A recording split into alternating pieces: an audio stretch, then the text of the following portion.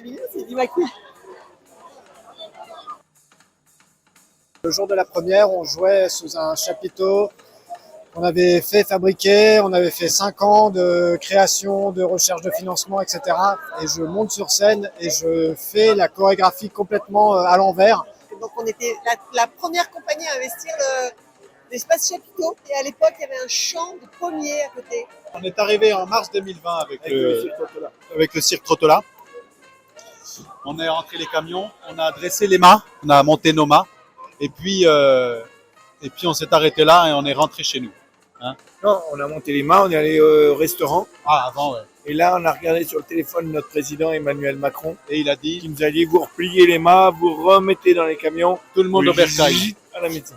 Je suis arrivée ici parce qu'une autre compagnie ne pouvait pas venir. Et du coup, moi j'ai eu cette chance. Et voilà, on a été programmé en plus pour la nuit du cirque. Et c'est tellement bien tombé que j'ai eu une interview avec France Inter.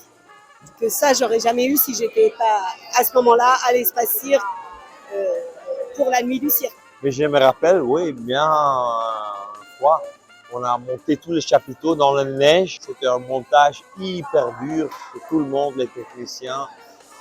Et ils ont même devant l'entrée, Marc Jeancourt, le directeur, et le technicien. Ils ont vraiment encore sorti la neige que les spectateurs peuvent rentrer dans le chapiteau. On est revenu en 2018 avec l'Absolu, un spectacle qu'on a joué dans un chapiteau assez particulier. Et ce spectacle-là est venu jouer sa 120e ici. Et on est super heureux de fêter la 600e. Donc on a joué 600 dates, c'était la 600e le mois dernier. L'espace Cirque d'Antony, d'abord, ça représente quelque chose de la jeunesse. Parce que j'ai dû venir ici à peu près environ 20 ans, entre 15 et 20 ans. Donc ça représente les premiers pas de l'artiste que je suis aujourd'hui et de l'artiste que j'étais en train de devenir.